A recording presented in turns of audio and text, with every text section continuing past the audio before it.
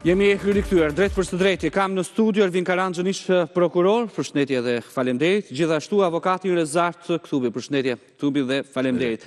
Do ta nisim në fakt me aksidentin që ndodhi në Durrës, që ka tronditur opinionin publik dhe më pas do të flasim më gjerësisht për rishikimin e praktikës së paraburgimeve dhe pas vendimit që u mor pjesërisht nga ana e gjykatës së lartë, nga ana e kolegjeve të bashkuara. Karanxha, ta nis me ju, për shembull, aksidenti në Durrës, drejtuesi i automjetit ishte penalizuar 2 herë, ndërkohë që duhet ishte hequr patenta sipas kodit rrugor me 18 muaj, ishte hequr vetëm me 1 muaj. Rasti konkret konstatohet që ky person kishte precedent, qoftë në fushën administrative, pra kjo shkelje administrative, qoftë shkeljeve penale. Nuk ka funksionuar siç duhet, sepse po të kishte funksionuar para ndalimi, ose të ishin masa dënimi më të rëndë, qoftë administrative, po unë të administrative të mësoj më shumë, se pati djetë diskutimet për ashpërsimin e kodit penal. Gjithmonë, kur nuk funksionon ligji, tu qa bëhet e gjetë gjithmonë një fajtorë, si që është gjetë gjithmonë në armik, të është u gjetë armiku kodit penal. Kodit penal ka një dënim shumë tashpër. Madje në rastin konkret janë konsumuar 3 vepra penale, 290 paragrafi 4, shkelje rregull që akordhimit të rrugor, është kryer vepra penale e drejtimit automjetit në gjithë derët parashikuar nga 291.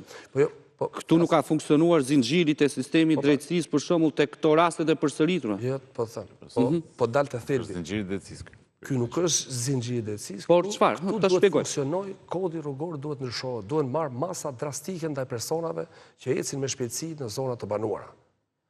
Deri pra ecën në shpejtësi në zona të banuara, 1 para shkollave, 2 dhe të vijat e komsorëve, se ne kemi dhe të vijat e komsorëve që afrohen shumë rrezikshëm makinat.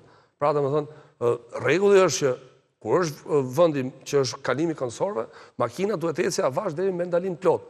Duhet funksionojnë masat administrative deri në heqjen e patentës. Pra, ligji duhet ndryshojë jo nga 1 muaj deri 18 muaj, por këtij personi që ka precedent në fushën e pijeve alkolike, precedent në fushën e shpejtësisë, duhet ndarë shpejtësia. Shpejtësia në autostradë ka rrezikshmëri më të ulët shoqërore se sa në zonat e banuara. Pra, këtij personi dhe çdo personi tjetër duhet i hiqet në mënyrë të përhershme, siç ndodh në vendet e zhvilluara. Ti ke precedent, ti nuk heq dorë, pra ti mjetin e drejton rrezikshëm dhe të hiqet patenta. Përjetësisht. Po të kishte funksionuar kjo, dhe të ketë dhe masa penalitete tashpra. Jo 300.000 lekë, 200.000 lekë, të shkoj akoma më lart. Pra të rritet masa e dënimit që personi, kur të bëj një shkelje rrugore, ta pyesi mirë, pra ti djegi xhepi mirë. Dhe këto duhet të jenë të zbatueshme, jo të falen, se ndodhen njerëz që falen ose paguhet gjys gjobe e tjerë. Këtyre personave duhet të heq patenta, pra ta harrojnë makinën gjithë jetës vet. Nuk është zgjidhje ndryshimi i kodit penal. Përkundër, ndryshimi i kodit penal është propagandë. Që ne ndryshojmë kodin penal, sepse kodi penal ka qenë kodi i vjetër, ka qenë nga 5 ditë, domethënë nga 5 vjet, që ishte minimale 290, deri 25 vjet. Sepse ka qenë jo më pak se 5 vjet. Me ndryshimet e fundit që u bën me mos gaboj në 2016, u hoq tavani i maksimales, sepse me ndryshimet është shritë masa e dënimit për burgim. Nga 25 ka shku 35 vjet. Pra ishte nga 5 deri 35 vjet, sot është bërë 5 deri në 20 vjet burgim, 290 paragrafi 4. Mendoj që kjo masë dënimi është proporcional në raport me shkeljen, por duhet funksionoj parandalimi.